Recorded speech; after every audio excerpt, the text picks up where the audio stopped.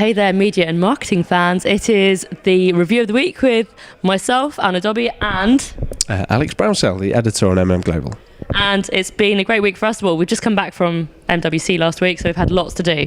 Yes, well, no, it was a sort of a week that had its consequences on health. I think everyone's been sort of snivels that came back from Barcelona. It was quite full on, but no, it was good fun, and there's been a lot of content that we've been pushing out from the event. Still, lots more to come. There was our interview with Martin Sorrell. There was our video panel debate. There was our AOL interview, which was an interesting one. It was our first interview with the new global CMO of AOL, Ali Klein. How did you find that? They were a delightful pair. No, they were quite interesting. I enjoyed chatting to them. Lots of topics covered. The full video is obviously up on the site, but we've also got a summary of it. Some of the points raised, we're talking about the importance of VR and also the rebranding of AOL. We've also had a great announcement for our Festival of Media Global. Film fans will be very excited that one of our speakers is going to be Steve Golin, who recently won the Best Film Oscar for... It was for Spotlight. Spotlight, yeah. But he also worked on The Revenant, which got the BAFTA for Best Film. Yes. So he's going to be a big draw, I reckon. Yeah, very big draw. I mean, he's kind of the hottest guy in Hollywood right now. So, yes, apologies, microphone etiquette. No, so it's been an exciting announcement for C Squared and for the Festival of Media. So that will be something for us to look forward to in Rome in May, and hopefully you'll get a chance to chat to him. That would be amazing. Hopefully I'll remember which movie he got a BAFTA for and which one he got an Oscar for if I do that. But yeah, so we've been very busy. What about in the rest of the media world? Yeah, well, I don't think it's been the busiest week actually, but there's been a few interesting announcements that caught our eye. I think one of them was the Google autonomous driving, self-driving car, however you want to kind of call it.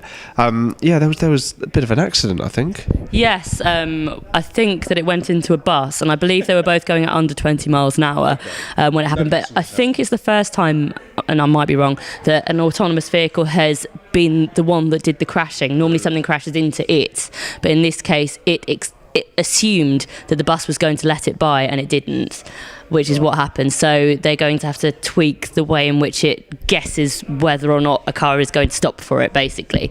But you can tell that it's a big deal because I think I saw an article on The Poke that was making a joke about that situation. So I'm excited to see these autonomous developments, though. It's good fun. It is. Well, it is. It's just going to be very surreal, I think. There's no reason that kind of you shouldn't trust it, but instinctively it just doesn't feel right.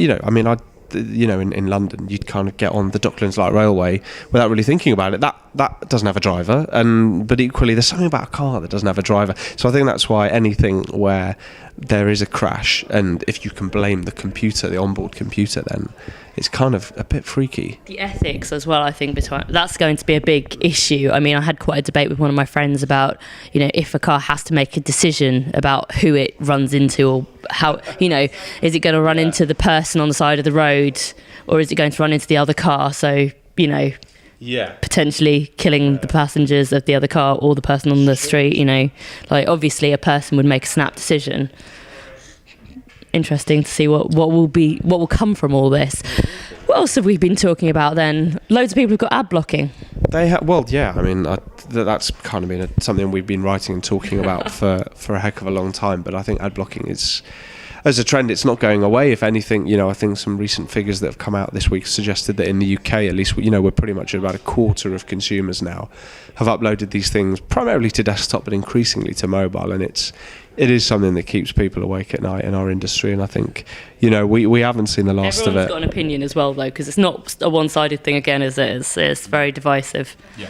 100%. It'll be interesting to see where it goes. And the other thing that's got you talking, at least in the office, more than most, is... I talk a lot, but I've been talking a lot more even since yesterday when the new Ghostbusters trailer was released, which I really enjoyed. But apparently most of the internet disagrees with me, whether or not it's another reboot, which seems to be more and more common these days, whether it's the all-female cast people seem to be going up against. People are complaining about the CGI. There's a lot of feedback. Some people do like it. You've seen it now. What do you think? I thought the trailer looked fine. It's got the old theme tune, which was a big tick in the box for me, and It looks fairly funny. I don't know. I mean, what can you judge on a trailer? It's like a minute long, right? Or 2 minutes long. For me, an interesting thing has been that the trailer itself is getting more negative feedback on it than positive, which I think is quite unusual for such a big franchise. Yeah. And looking at the comments, it makes me wonder about that thing again about YouTube and the dislike button, which isn't available on so many others, but people keep calling out for a dislike button. And it does seem like a more hostile commenting environment than on some other social media. And is that what we really want? Do we want Twitter and Facebook to suddenly have this ability to troll people? It doesn't seem very pleasant to me. Absolutely. Well, but then if I were the backers of this particular film, there's nothing wrong with a bit of notoriety sometimes to get people buying tickets, no? That's true, that is true, but I think it's really important that filmmakers don't sway to public opinion always, because a lot of test screenings, I've read about test screenings where the audience have said, oh, that was really good, but it's got a sad ending, you should make it a happy ending. And then they change it and it ruins the film. You shouldn't always do what audiences think they want, because it's not often what they really do want. So, I don't know whether they should pay too much heed to that feedback. At the same time, surely it must have them a bit concerned.